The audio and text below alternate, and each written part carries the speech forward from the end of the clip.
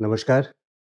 Global trade war जो trigger हुआ है 2025 फर्स्ट वीक अप्रैल में, इसकी चेतावनी ज्योतिष द्वारा दिसंबर मंथ में ही जो वीडियोस मैंने बनाए थे, उसमें पंचग्रह युति मीन राशि में और आठों ग्रहों को केतु को देखना, आठों ग्रहों का केतु को देखना और पंचग्रह युति मीन राशि में।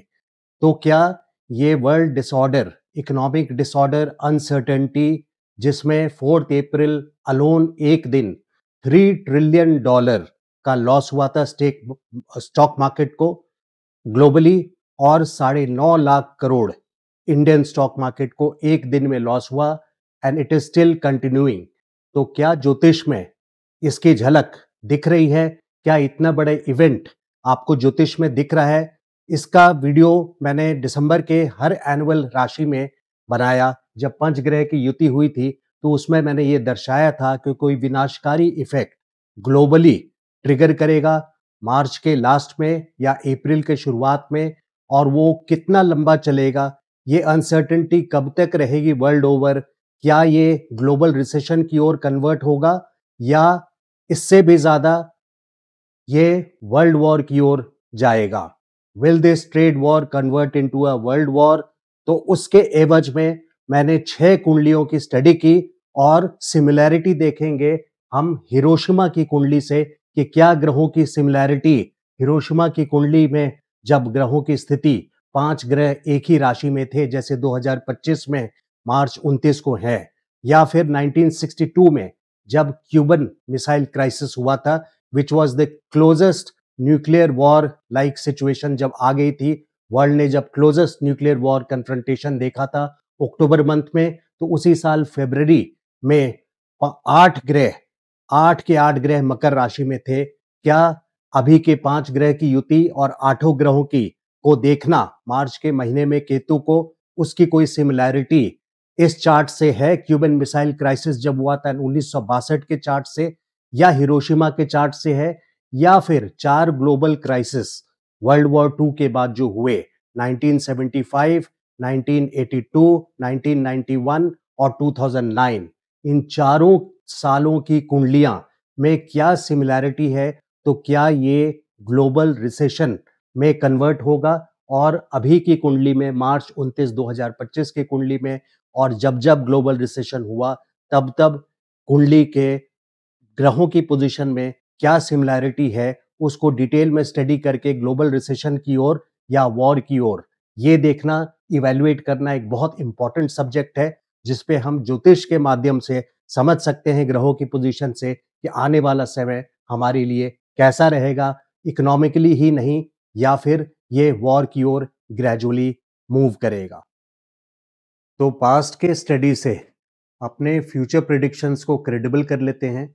पहले पास्ट को देख लेते हैं, ग्लोबल इंपॉर्टेंट इवेंट्स को, कि उस समय प्लानिटरी सिचुएशंस जब जब कोई बड़ा इवेंट हुआ ग्लोबली, तो उस पैटर्न पे अभी 29 मार्च 2025 पे जो ग्रहों का पैटर्न है, क्या उनमें सिमिलैरिटी है, और अगर है तो वो किस डायरेक्शन में है। तो यहाँ पे 29 मार्च 2025 की कुंडली है, जहां मीन राशि में 6 ग्रहों की युति है, और ये 6 के 6 ग्रह केतु को देख रहे हैं, और बृहस्पति और मंगल भी 5वीं और चौथी दृष्टि से केतु को देख रहे हैं।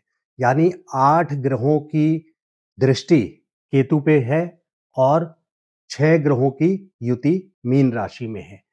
तो ये कुंडली की सिमिलैरिटी देखिए। सबसे पहले एग्जाम्पल लेते हैं हिरोशिमा का। जब हिरोशिमा पे बॉम्बिंग हुई थी 6 अगस्त 1945 पे सुबह 8:15 बजे, तो ग्रहों की सिचुएशन पैटर्न क्या था? इस कुंडली में भी आप देखेंगे, जैसे 2025 में मार्च में शनि राहु साथ में हैं, 6 ग्रहों के साथ, उनमें से 2 ये हैं, उसी तरह से शनि राहु यहाँ भी हैं, और चंद्रमा और शुक्र, यानी 4 ग्रहों के साथ इंक्लूडिंग शनि राहु केतु को देख रहे हैं, और मंगल की 8वीं दृष्टि भी केतु पे पड़ रही है। यानी 5 ग्रहों की दृष्टि केतु पे यहाँ पड़ रही है, और यहाँ 2025 में 8 ग्रहों की दृष्टि केतु पे पड़ रही है। तो this should ring a bell in our mind, क्योंकि ये कोई छोटा सिमिलैरिटी बहुत ऑब्वियस सी नज़र आ रही है। इसका मतलब मैं ये नहीं बोल रहा कि जंप टू द कंक्लूजन कि ये बॉम्बिंग ही होगी जैसे हिरोशिमा की है।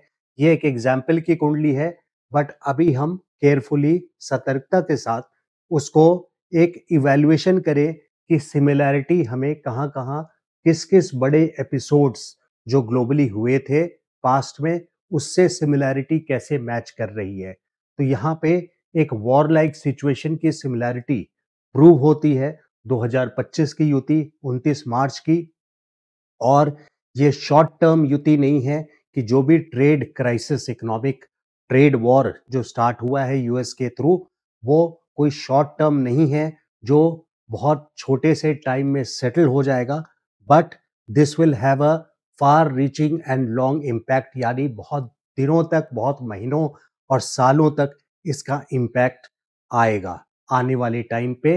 ये एम्पिरिकल स्टडी होती है, यानी साइंटिफिक थ्योरी, किसी भी थ्योरी को साइंटिफिक होने के लिए जो पास्ट के पैटर्न्स हैं, अगर उससे वो जो मैंने 6 कुंडली ली है अलग-अलग सिचुएशंस की, अगर वो पैटर्न मार्च 2025 के कुंडली के ग्रहों के पैटर्न से मैच कर रहे हैं, तो ये सर्टेनली एक बहुत बड़ा इवेंट इवेंट मेलेफिक इवेंट यानी विनाशकारी सिचुएशन बन रही है, जिसकी चर्चा मैंने अपने एनुअल राशि प्रिडिक्शन में 2025 की जो एनुअल वीडियोस बनाई थी, उसमें हर राशि में लगभग मैंने कवर किया है कि जब 29 मार्च को यह युति होगी तो कोई विनाशकारी सिचुएशन आएगी, जिनमें से एक विनाशकारी सिचुएशन ट्रेड वॉर जो ट्रंप ने ऑलमोस्ट ट्रिगर कर दिया है, और अब China and US has also very big confrontation,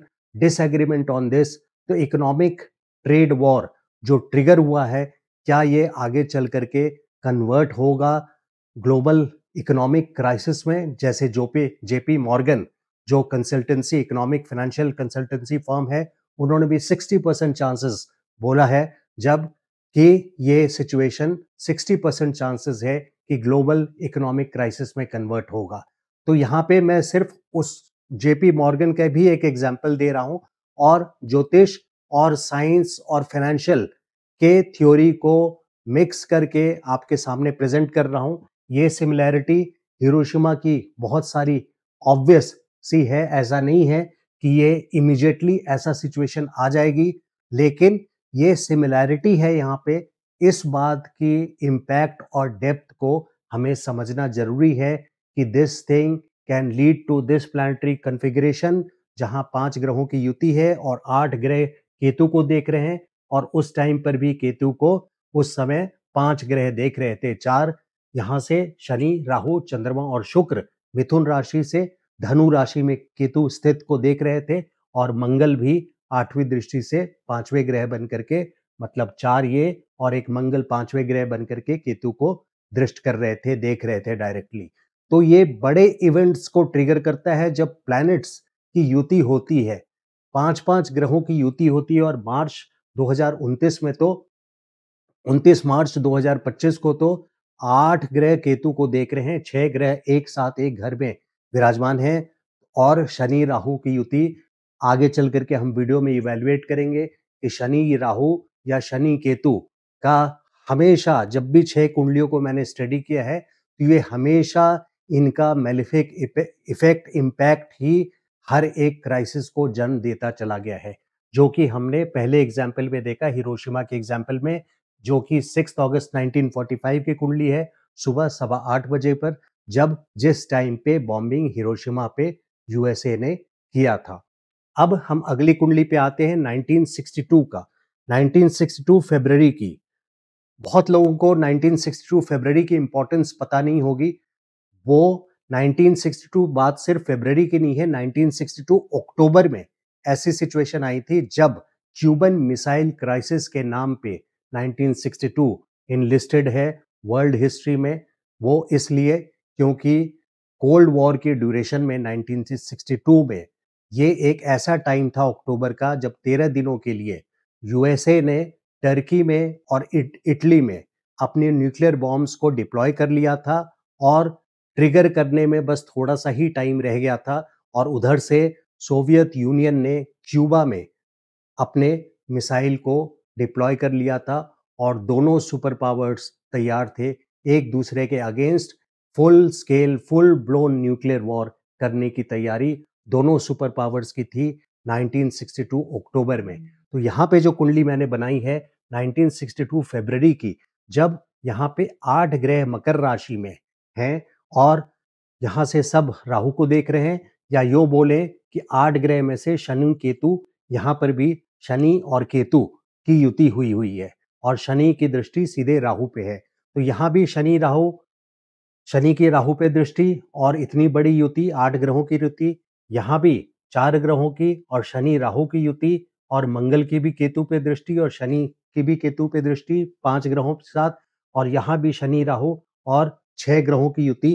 तो ये तीनों चार्ट्स में देखिए सिमिलैरिटी कितनी ज़्यादा है।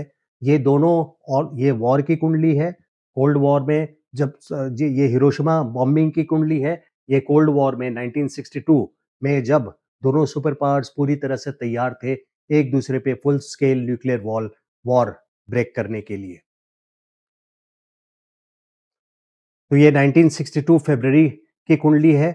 इसका मतलब ये होता है कि 1962 फरवरी में जब 8 ग्रह मकर राशि में थे, तो इंस्टेंटेनियसली यानी उसी वक्त कुछ बहुत बड़ा नहीं हुआ।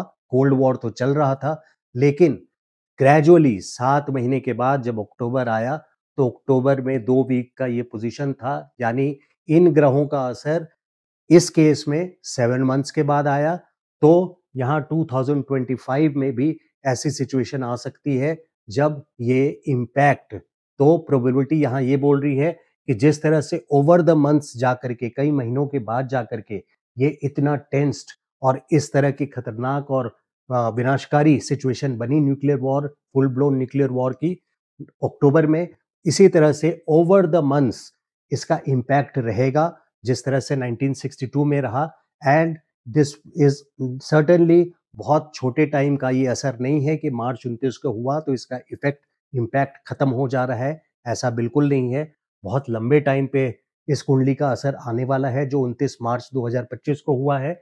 और हिरोशिमा पर भी जो बॉम्बिंग हुई थी, तो ऐसा नहीं है कि जिस समय इंसिडेंट हुआ उसके बाद उसका इफेक्ट खत्म हो गया, बिकॉज इसका इम्पैक्ट पूरी वर्ल्ड हिस्ट्री जानती है कि जब ये एटॉम बॉम्ब एक्सप्लोड किया गया था, वहां पे ड्रॉप किया गया था, तो कई जनरेशन्स पर इसका इम्पैक्ट आया था। तो वो एक अलग सब्जेक्ट है। यहाँ पे ज्योतिष का मैं सिमिलैरिटी बता रहा हूँ कि कैसे शनि राहु इस कुंडली में भी मार्च 2025 में शनि राहु यहाँ भी, शनि केतु यहाँ भी, और इनके साथ शनि राहु या शनि केतु को बल देने के लिए बाकी कैबिनेट मेंबर्स भी बोर्ड मीटिंग बैठा करके कोई बड़ा डिसीजन जब लेते हैं और उसको जब डिलीवर करते हैं, अब डिलीवरी की टाइमिंग वेरी कर सकती है, ज़रूरी नहीं है कि उस टाइम पे ही करें, over the months, over the year जाकर के करें, बट जो भी डिलीवरी करेंगे वो मेलेफिक होगा, यानी अच्छा नहीं होगा। This is something a very dangerous situation, बहुत खतरनाक और विनाशकारी सिचुएशन ये रहता है। ये वॉर के एग्जाम्पल्स की कुंडलियां हैं, ये हिरोशिमा की और 1962 की। अब हम आते हैं 4 ऐसी कुंडलियों पे। 4 क्यों? क्योंकि अब अगर ये क्वेश्चन है कि ये ग्लोबल इकोनॉमिक क्राइसिस, मंदी अगर आनी है, तो हम वर्ल्ड की कुंडली तब की देखते हैं जब 4 बार वर्ल्ड वॉर 2 के बाद ग्लोबल इकोनॉमिक क्राइसिस यानी रिसेशन आया था। तो पहली बार जब वर्ल्ड वॉर 2 के बाद आया था वो 1975 का था, जिसमें ग्रहों की सिचुएशन ये है। 1982 में आया था, ग्रहों की सिचुएशन ये है। 1991 में ये है और 2009 में ये है। अब ज़रा सा मॉडल या पैटर्न चेंज हो जाएगा। यहाँ पे वॉर सिचुएशंस में मैंने आपको सिमिलैरिटी दिखाई है ग्रहों की युति की। ये ग्रहों की युति है, यानी बोर्ड मीटिंग है, कंजंक्शन है, जहाँ पे केतु पे दृष्टि है 2 जगह पे, और तीसरी जगह पे 1962 में शनि और केतु बाकी बोर्ड मेंबर्स यानी बाकी प्लैनेट्स के साथ, ग्रहों के साथ स्थित हैं और एक सुपर पावर होल्ड कर लेते हैं, क्योंकि ग्रहों की जब बोर्ड मीटिंग बैठती है तो कोई बहुत ग्लोबल इवेंट्स को ट्रिगर कराते हैं। तो ये पैटर्न जो है ये युति का है और यहाँ पे मैंने 1975, 1982, 1991 और 2009 में मैंने सिर्फ 4 ग्रहों की पोजीशन ली है, जिनको बड़े ग्रह इसलिए बोलते हैं क्योंकि स्लो मूविंग प्लैनेट्स हैं, शनि, गुरु, राहु और केतु। तो यहाँ पे बहुत इंटरेस्टिंग सा सब्जेक्ट है।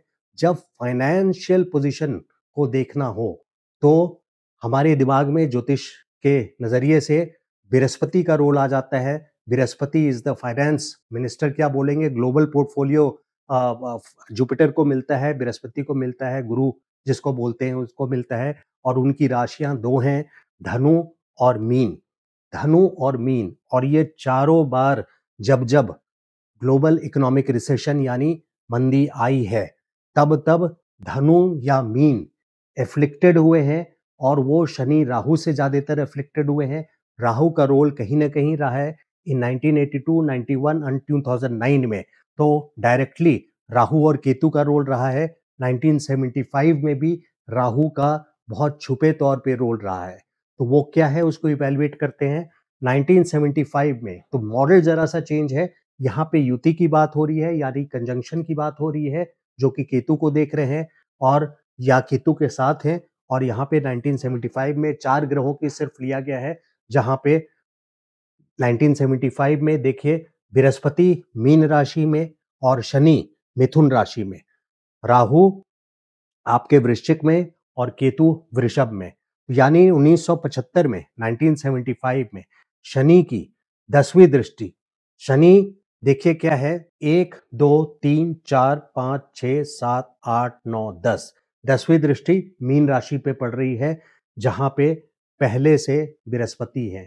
तो जो मैंने अभी बात की, जिस जो एक्सपीरियंस शेयर किया है वो ये है कि मीन या धनु ये बृहस्पति की राशियां हैं जो फाइनेंस के पोर्टफोलियो को होल्ड करते हैं।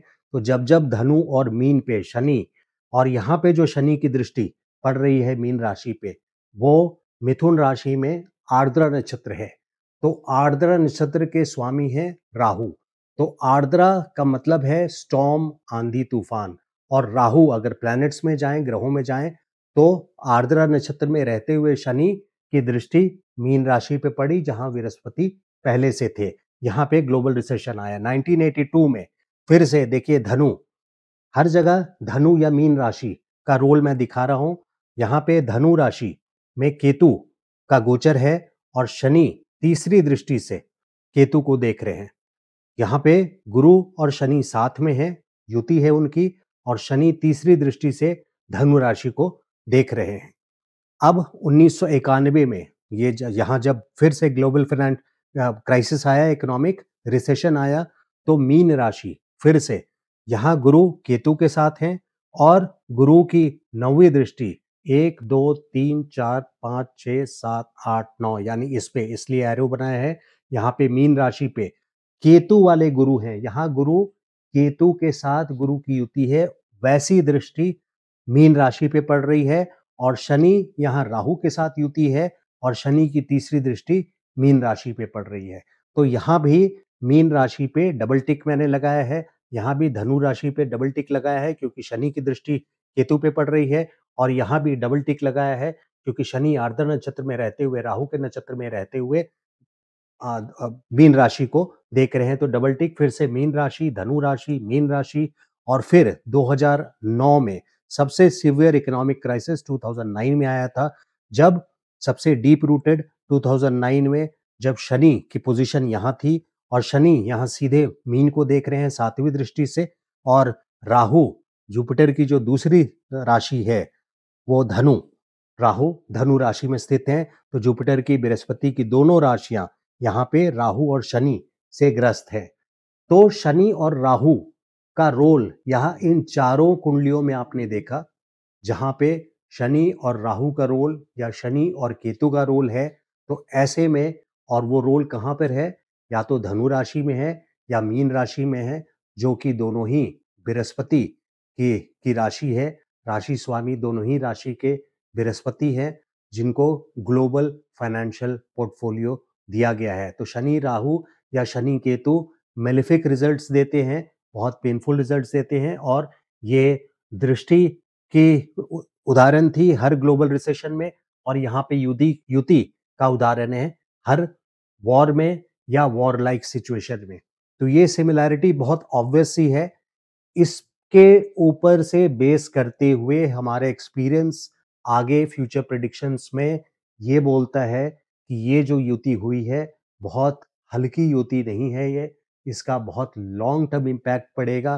तो इस युति को इवैल्यूएट करने के लिए हिस्ट्री के बेसिस पे अपने एक्सपीरियंस को वेरीफाई करने के बाद हम फर्दर प्रोसीड कर सकते हैं अपने पॉइंट से कि आने वाला टाइम कब कब, खास करके फिनेंशियली, अगर अभी फिनेंशियली की बात करूं तो आगे चलते हुए टाइम में आगे फिनेंशियली या ओवरऑल कब कब किस तरह की सिचुएशन आएगी, उसको मैंने कई पार्ट्स में डिवाइड किया है 2025 से ही, अभी से और आगे 2 सालों तक मैं आपको प्रेडिक्शन देता हूं कि आने वाले टाइम में कैसी सिचुएशन रहेगी ग्लोबल इकोनॉमिक क्राइसिस की, ट्रेड वॉर से रिलेटेड या वॉर लाइक सिचुएशन। तो 10 अप्रैल से 30 अगस्त 2027, 10 अप्रैल 2025 से 30 अगस्त 2027 तक के 2.25 साल को मैंने 6 पार्ट्स में डिवाइड किया है फाइनेंशियली समझने के लिए, इकोनॉमिक पैटर्न को समझने के लिए, ट्रेड को समझने के लिए, स्टॉक मार्केट को समझने के लिए, ओवरऑल इकोनॉमिक फंक्शनिंग कैसे होगी, कब मंदी होगी, कब थोड़ा सुधार होगा, कब कब डिस्टर्बेंसेस ज़्यादा हैं, रिसेशन की ओर ज़्यादा जाएगा, इसको समझने के लिए 6 पार्ट्स में मैंने डिवाइड किया है। तो 10 अप्रैल से लेकर के 13 जून तक यहाँ पे बृहस्पति रहेंगे मृगशिरा नक्षत्र में। जैसा कि ये वर्ड मृगशिरा नक्षत्र है, तो मृगशिरा मतलब होता है मृग यानी डियर का हेड, सर। तो यहाँ पे अर्थ ये आता है मृगशिरा का कि जैसे एक मृग के पास कस्तूरी होती है लेकिन वो चारों तरफ कस्तूरी ढूंढ रहा होता है, यानी कस्तूरी उसी के पास है, तो लेकिन उसके दिमाग में एक कंफ्यूजन वाली स्टेट रहती है। तो वही कंफ्यूजन बृहस्पति का मृगशिरा में, क्योंकि बृहस्पति फाइनेंशियल हेड है ग्लोबली, और बृहस्पति का मृगशिरा नक्षत्र में 10 अप्रैल से 13 जून तक ये पोजीशन दर्शाता है कि the world order will be in a confuse state. सब लोग कुछ ना कुछ सीख कर रहे होंगे, यानी ढूंढ रहे होंगे कि कैसे आने वाले जो ट्रेड वॉर जो ऑनगोइंग है, इसको कैसे समझें, किस तरीके से इसको इंटरप्रेट किया जाए, किस तरीके से फ्यूचर रीड करें और किस पैटर्न पे अपने आप को ऑर्गेनाइज करें। तो 10 अप्रैल से 13 जून तक का फेज बिल्कुल कंफ्यूजन भरा होगा, बहुत सारी कंफ्यूजन्स होगी इस पीरियड में, और ज़्यादातर सारे फाइनेंशियल अच्छे से अच्छे फाइनेंशियल एडवाइजर्स इसमें ये सोचते रह जाएंगे कि आखिर इस इकोनॉमिक ट्रेड वॉर का रिफॉर्म क्या किस दिशा में बैठेगा, किस डायरेक्शन में जाएगा, उसके बारे में सोचते रह जाएंगे। और 13 जून से लेकर के सेकंड पार्ट जो आता है वो है 13 जून से लेकर के 14 अगस्त, जब बृहस्पति जाएंगे आर्द्रा नक्षत्र में। तो बृहस्पति आर्द्रा नक्षत्र में जाएंगे, यहाँ पे आप लग्न की कुंडली के घर पे ध्यान नहीं दीजिए, राशि पे ध्यान दीजिए। यानी यहाँ पे मीन राशि की कुंडली बनी है और चौथे घर में मिथुन को दर्शाया गया है, बट यहाँ पे घर से मतलब नहीं है, यहाँ राशि की बात कर रहा हूं मैं, बृहस्पति की बात कर रहा हूं। तो जब मिथुन राशि में आर्द्रा नक्षत्र में 13 जून को बृहस्पति जाएंगे, 13 जून से लेकर के 2 महीने 14 अगस्त तक, तो वहां पे सिचुएशन ऐसी आती है कि आर्द्रा के देव हैं रुद्र, जो गुस्सा वाला रूप है शिव का, वो रुद्र रूप लगभग सभी को पता है। तो उस रुद्र रूप में राहु का नक्षत्र है, और रुद्र रूप में आंधी तूफान स्टॉर्म ये डिनोट किया जाता है आर्द्रा नक्षत्र से। तो इस 2 महीने के फेज में स्टॉर्मी फिनोमिनल्स रहेंगे, फाइनेंशियल पैटर्न बिल्कुल stormy in action means thorough confusion and बिल्कुल अनऑर्गेनाइज्ड, टोटली ऐसा लगेगा जैसे कोई क्राइसिस आ गई हो। और यहाँ पे देखने वाली बात यह है कि इस 13 डिग्री 20 मिनट के नक्षत्र को बृहस्पति सिर्फ 2 महीने में बृहस्पति ट्रांजिट कर रहे हैं 13 डिग्री 20 मिनट पूरे के पूरे नक्षत्र को, तो बृहस्पति की स्पीड काफ़ी ज़्यादा होगी और इतने स्पीड में थारो केओस, कन्फ्यूजन और मार्केट की बहुत बुरी हालत होगी, स्टॉक मार्केट की भी, और at the same time economic disorder रहेगा, थॉरली डिसकंटेंट चारों तरफ रहेगा और इकोनॉमिक फ्यूचर पूरे वर्ल्ड का अल्टीमेटली ये दिखेगा कि इसका कोई रास्ता नहीं है, सब कुछ तहस-नहस होता जा रहा है। इस तरह की सिचुएशन ला सकते हैं बृहस्पति यहाँ पे और 14 अगस्त तक ये सिचुएशन बनी रहेगी। वहीं 14 अगस्त से 11 मार्च तक की एक पोजीशन है। 14 अगस्त से लेके ये तीसरा पार्ट है।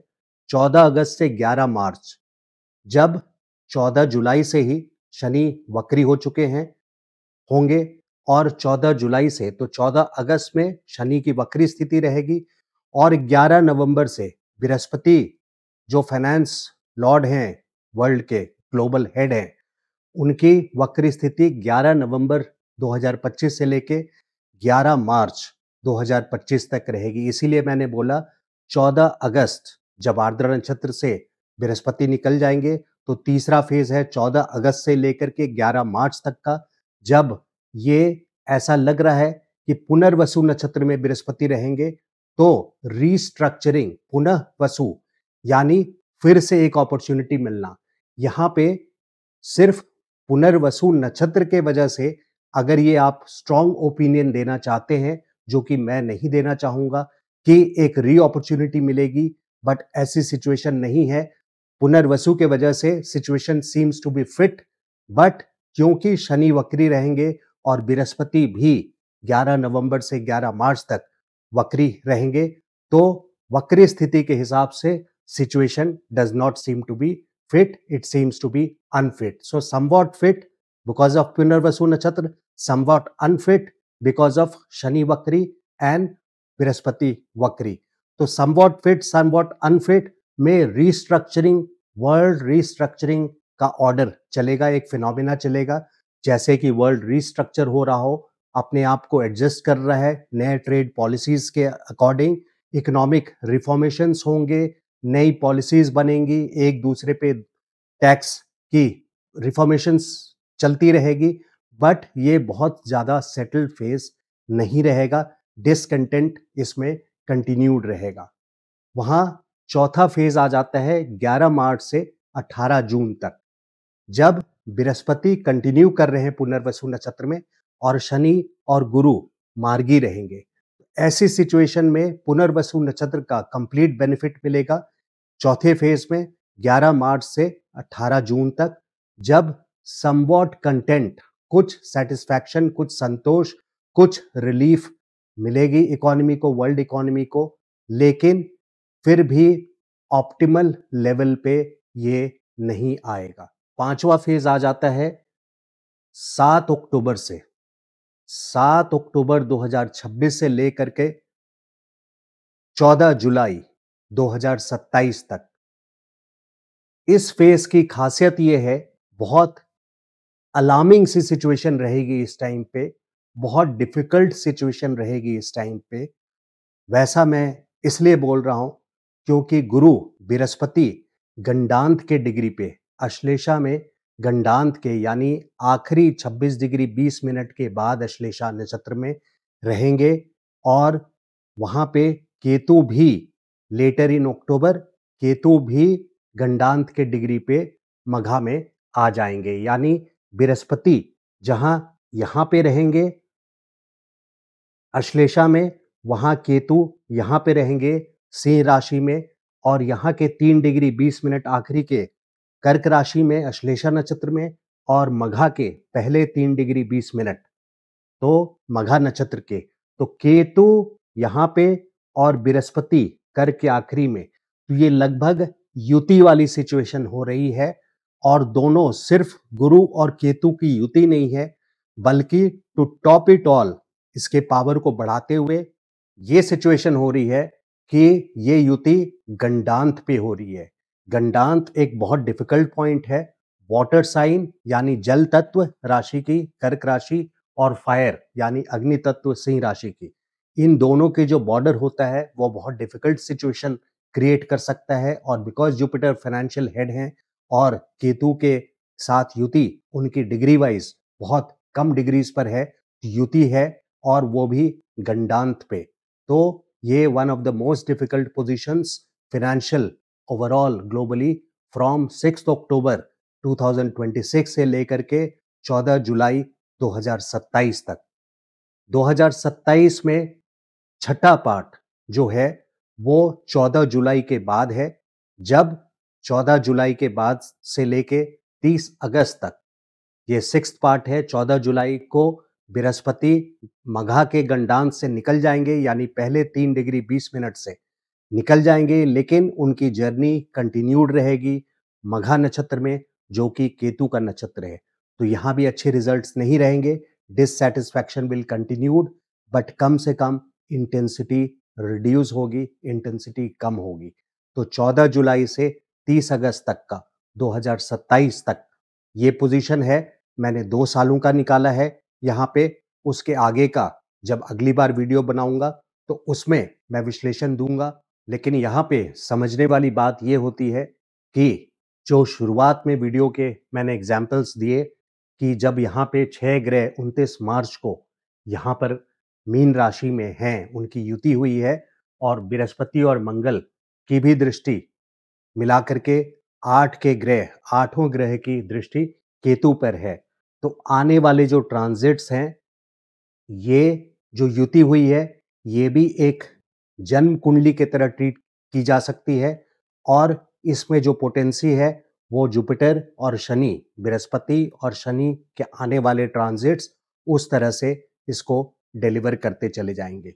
तो यहाँ पे प्रोबेबिलिटीज आपके सामने में वंस मोर समराइज कर रहा हूँ कि ये एक वॉर सिचुएशन है हिरोशिमा की कुंडली की, जिसको मैंने एक्सप्लेन किया था, और 1962 में क्यूबन मिसाइल क्राइसिस की कुंडली है। इन तीनों कुंडलियों में, यानी मार्च 2025 की कुंडली में, हिरोशिमा की कुंडली में और 1962 की क्यूबा मिसाइल